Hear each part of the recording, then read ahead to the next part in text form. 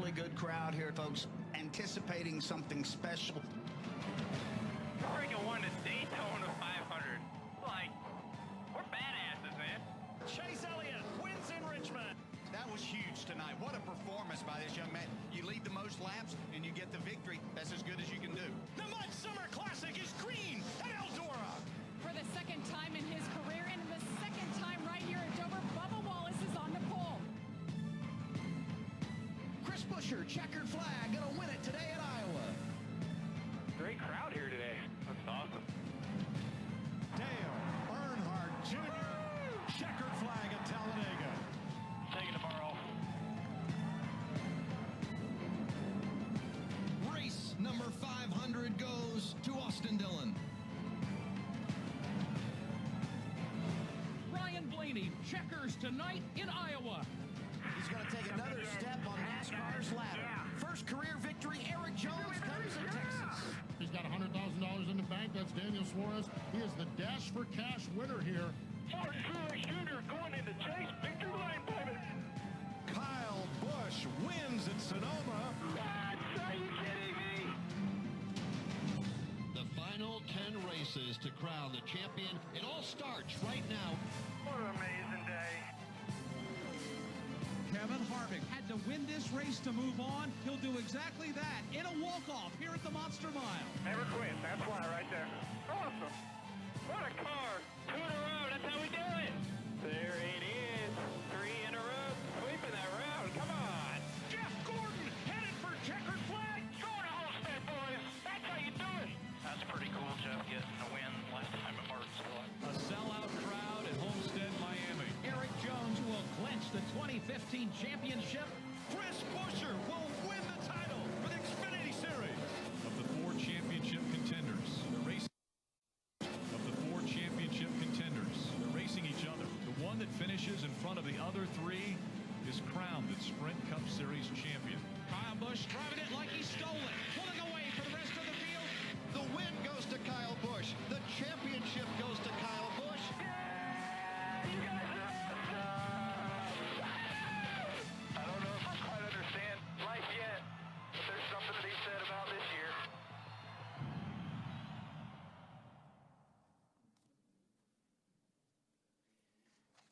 Good morning, everyone, and welcome to the beautiful Hall of Fame. Just so you know, I can't see any of you, but I'll try to call on you. I can see Dubai on Jeff Gluck's head, but besides that, just make sure you wave. I want to first start by thanking Marcus Smith for hosting us. It's a great place and obviously a great week ahead of us. Obviously, want to welcome all our fans who are following live on NASCAR.com. Listening on Sirius NASCAR Radio and also MRN. So thanks for tuning in, and we hope you enjoy the program. A quick lineup for us.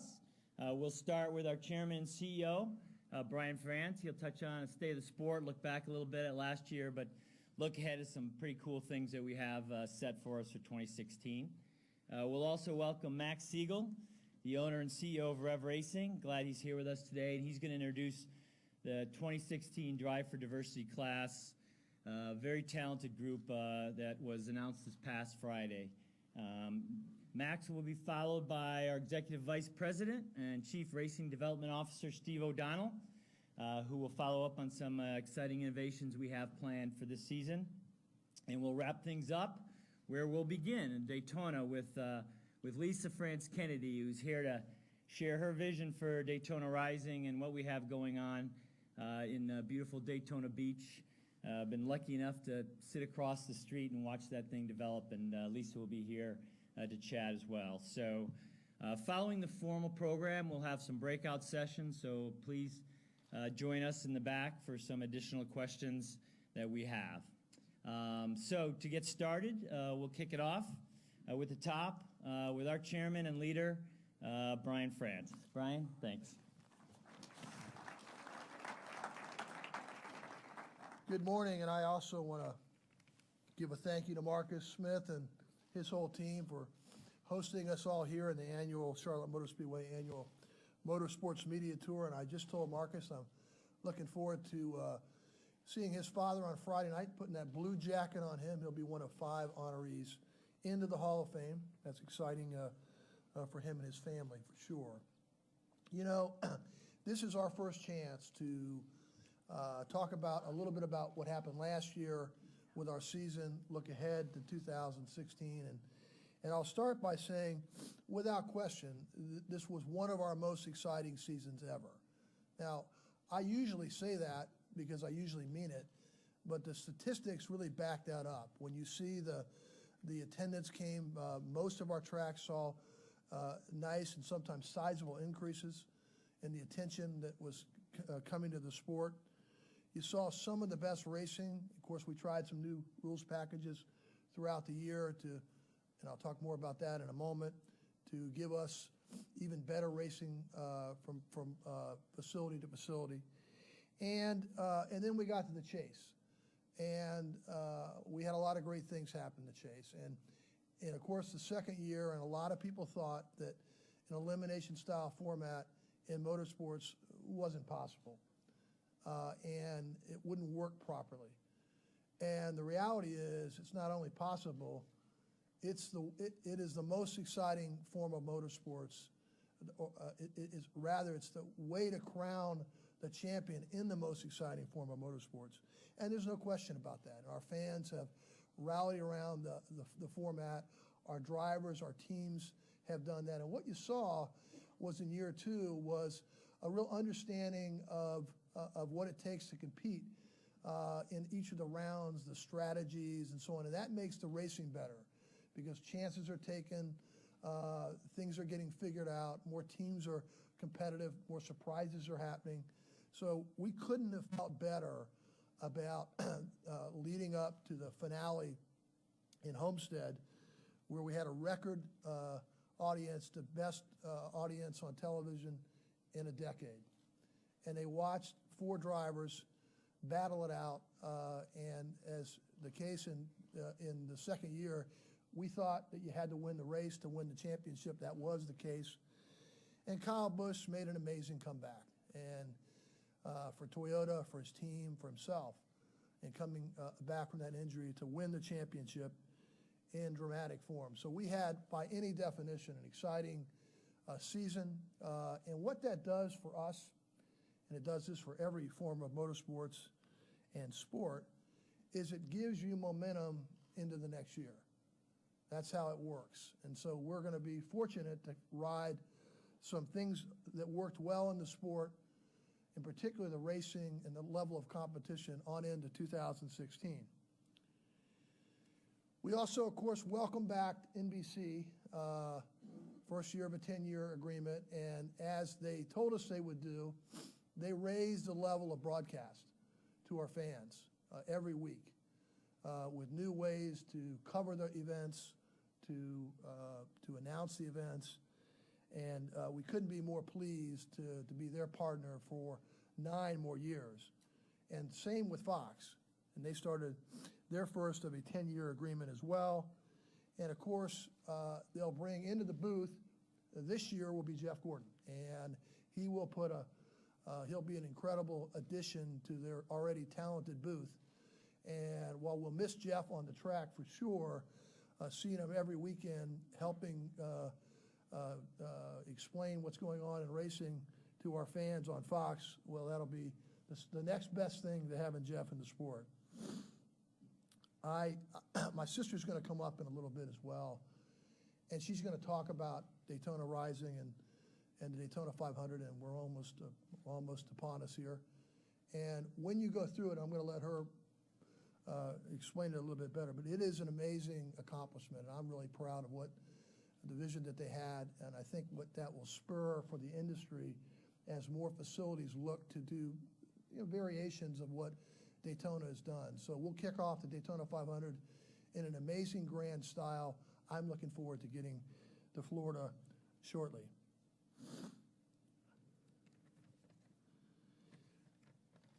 We're also going to make an announcement too about expanding this very successful chase format into the Xfinity Series and into Camping World Series. And it'll be slightly different, but the idea is, and Steve O'Donnell in a little bit will walk you through some of these details, But the idea is pretty simple. When we look at how successful the format is for the Sprint Cup Series, and the fact that the drivers trying to win a championship in those lower divisions are trying to come up to the Sprint Cup Series, we know that the way to win in the future, you got to beat people, you got to be winning, you're going to be in the crosshairs of elimination at any given moment.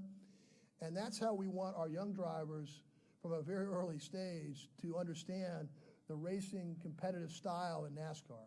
So no better way to do that than to have our championship formats consistent. And that's one of the main reasons that I think that that I know that we did that. Let me close on one thing, and that is in Las Vegas, I talked about how our industry over the last 4 or 5 years has come together in a way that has been incredible. And I say that because of all the things that we've done together, whether that's the industry action plan that got designed, developed, and executed by our industry to make sure our fan experiences and our communications were all working in a better way, whether that's getting the new chase format fully integrated into the promotional windows of their venues and to our fans, and bringing that message home, bringing that style of racing to their facilities. Our digital rights, as we brought those back in-house, and the industry is the main driver of those rights coming together to make sure that we handle the digital and social media age correctly. We did that as an industry.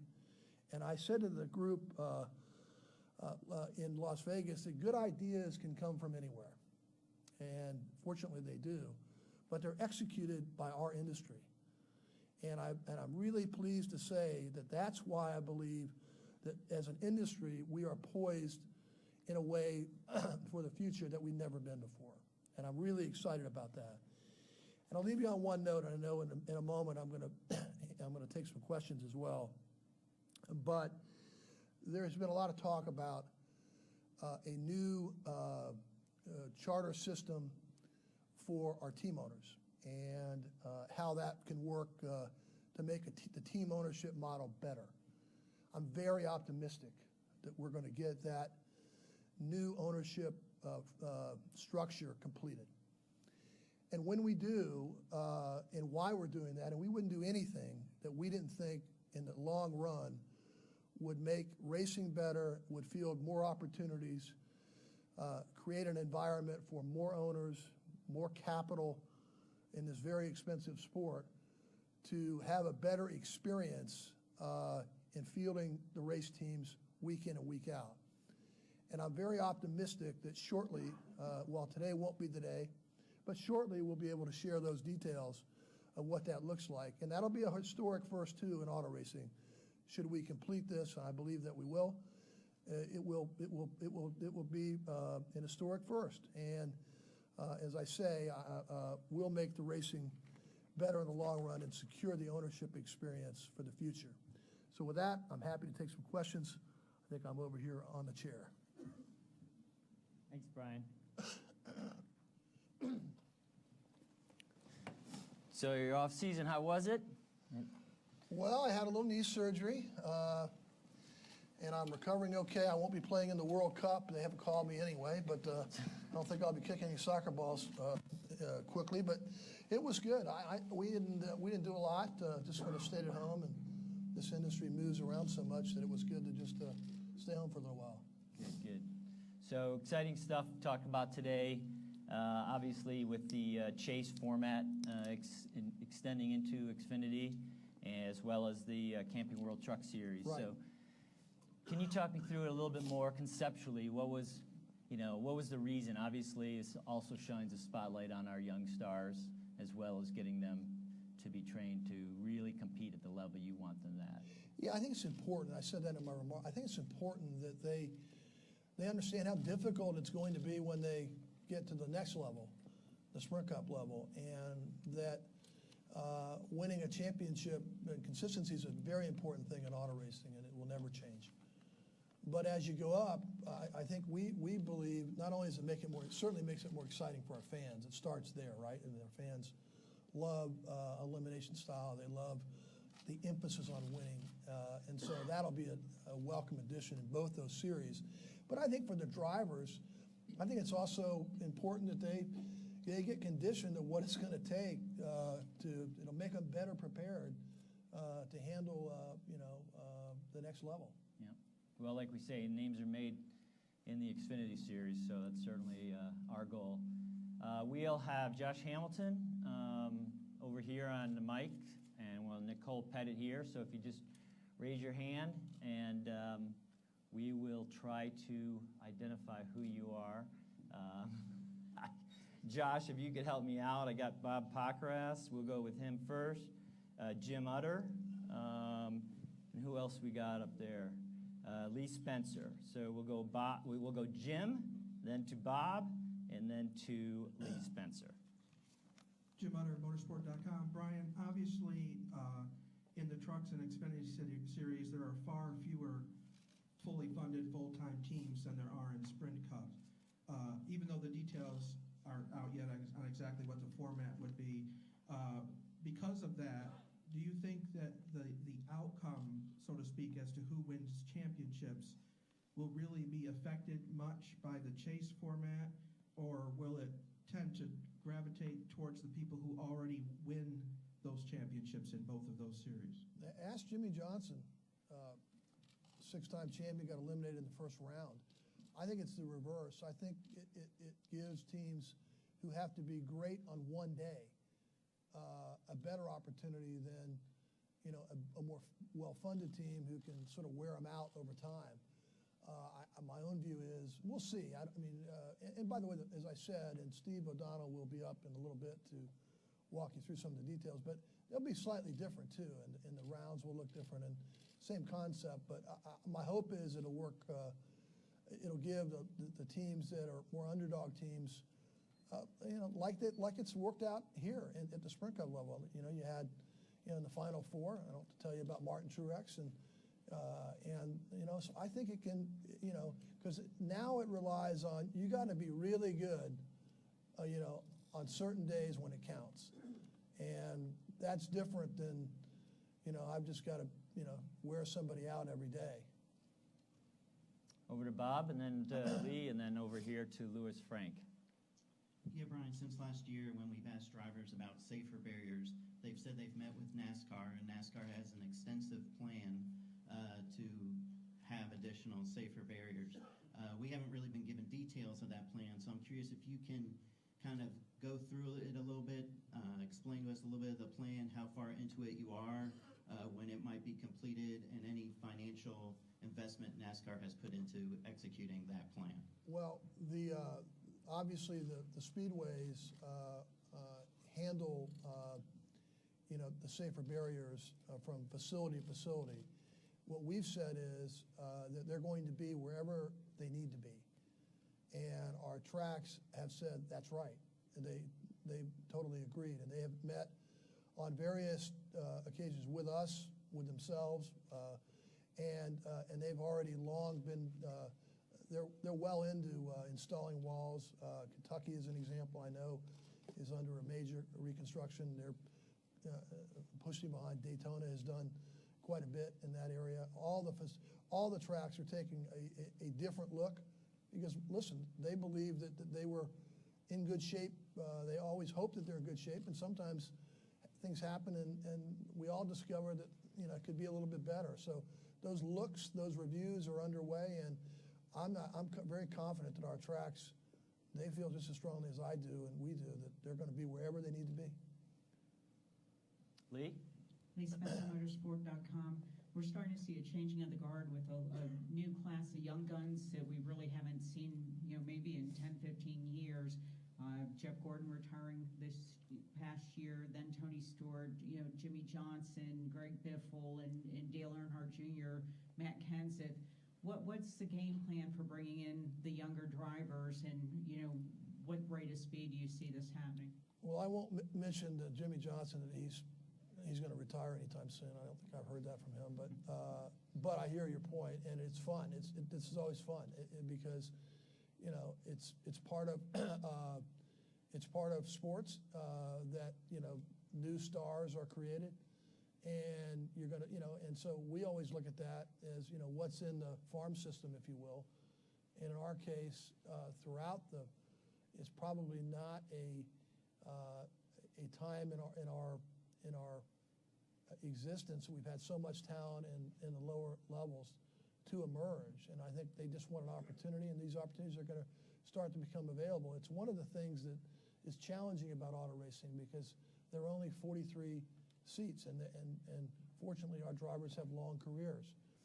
So there isn't a lot of opportunity from year to year for a lot of turnover, but this is going to be a kind of a 2-3 year wave where you're right, Lee, that there are going to be more of it than we've seen in the last 4 or 5 years. And that's, to me, that's exciting because, you don't know, but you know that there's,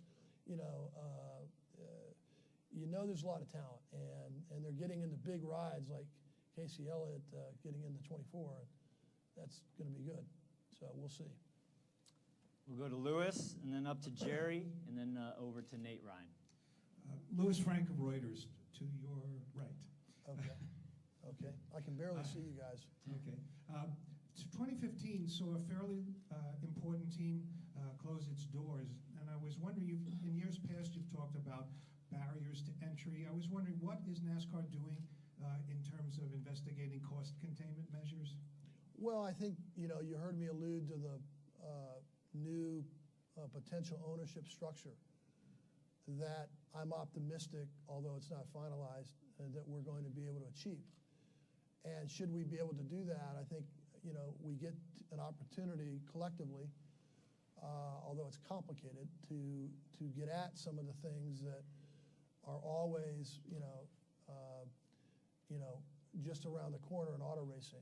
Well-funded teams versus lower-funded teams, cost of entry, enterprise value, all kinds of things that go. And to us, it means really one thing. It means the more teams that are better structured, well-funded, better operated, then the better the auto racing will be, because that's just common sense, that more teams that have an opportunity to race in good equipment, that's a really good thing for NASCAR. And we've been fortunate through the years to do better than most in managing the very difficult cost issues, many of which we don't fully control, at the NASCAR level. And they're a function of competition and free markets and all the things that means.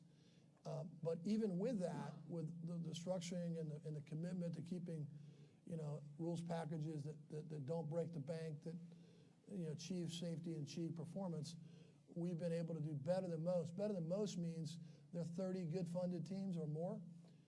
Nowhere in auto racing where that exists in those kind of numbers. Maybe 8, maybe 10. Car manufacturers happy, never thrilled. I don't get bouquet of roses thrown at me by any one of the 3, but they generally feel like they have a fair shot, and they're treated fairly, and they are. And so we've managed that well. What we're saying is we're going to do a lot. We think a new structure that gets us ready for the next 20, 30 years, done correctly, can yield even better results on our existing model, and that's what we try to do in this potential new system.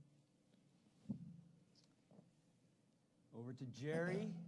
See, you have a microphone over there, and then we got Mike, and then I believe it was Craig Neff in the middle. Is that correct? Mike Neff. You're right. I'm combining two. Okay. Jerry's up here to your right. We're entering our last year with Sprint. Looking forward to that. But also, how is the entitlement sponsorship search going for 2017 and beyond?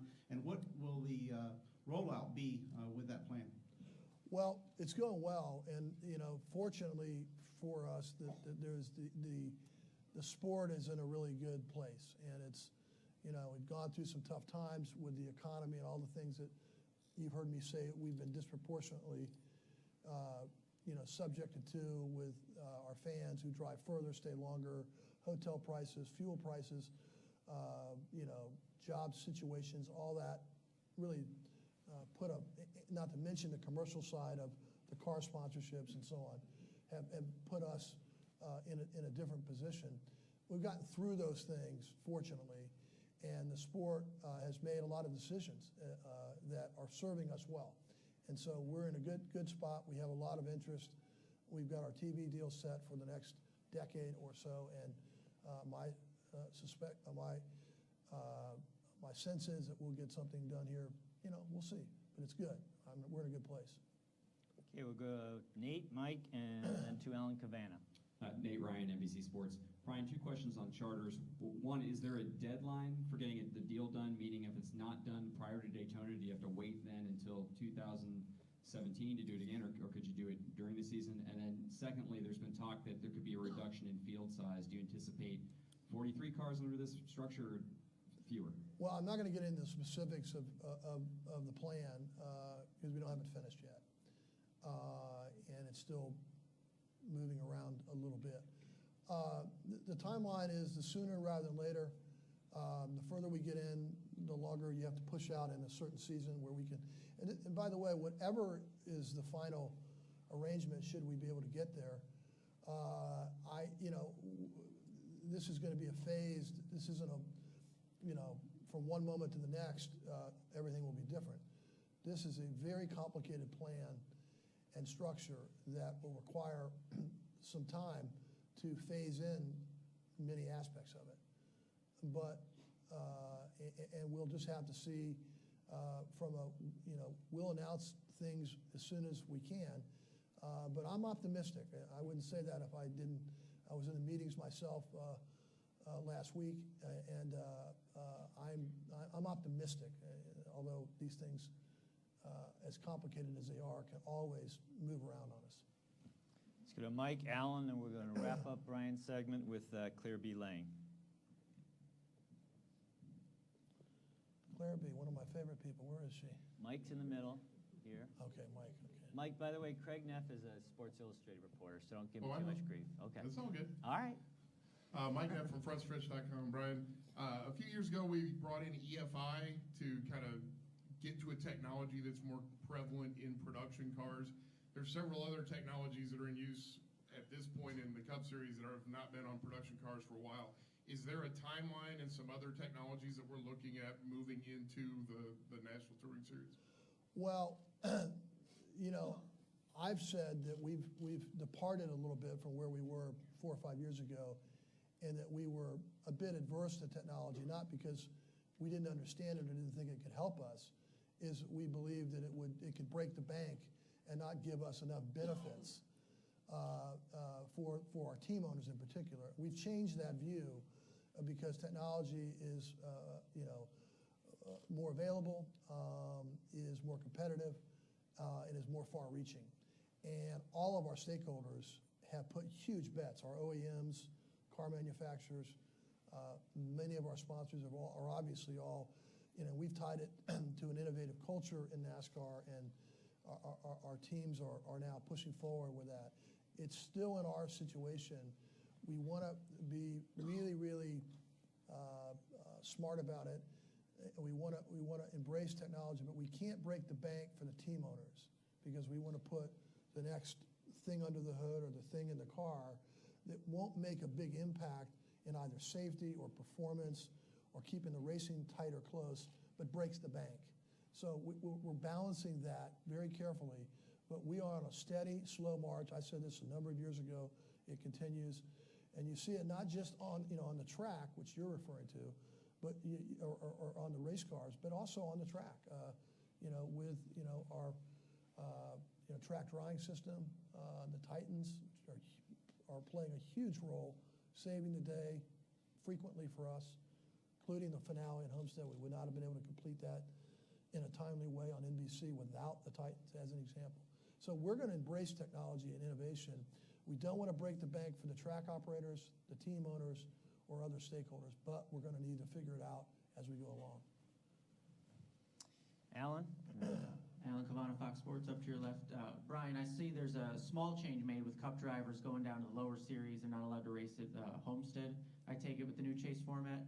Was there any consideration to taking them out of the game altogether, if you will, Cup drivers going down? Are you afraid they're going to affect the new chase formats in the Xfinity or Truck Series? Well, that obviously plays into it when we restructure the formats. that plays into it. And, we have to balance this. Many people like the idea that, it's unique that our best drivers get to compete with our up-and-coming drivers. Others, not so much. But we like it in general. It's part of who we are. It's not uncommon, obviously, through our whole history to see it. And it's balanced between giving the drivers in their home division, if you will, the opportunities that driving, week in, week out in those divisions should give them, winning a championship and so on and so forth. So we've had to modify it a little bit, of course, with changing the formats around, but generally speaking, that's kind of where we stand. All right, we'll wrap it up with Claire B.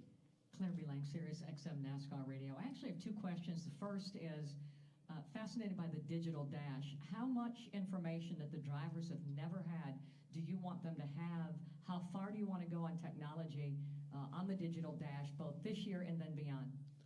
I want to go really far with that because it has a real opportunity for us to connect our fans with, we're one of the few sports, when you hear about big data or you hear about using technology within the event itself, that is really real for us, that we can use. And so I envision there'll be a day, and it's coming soon, that where many of the things that the drivers are looking at, the communications are already, some of this is already here, but some of the telemetry, some of the information is part of somebody's device while they're sitting. I know Daytona's planned for this. They plan to have big zones where, high speed and Wi-Fi they're ready for this, and other tracks are getting ready for this.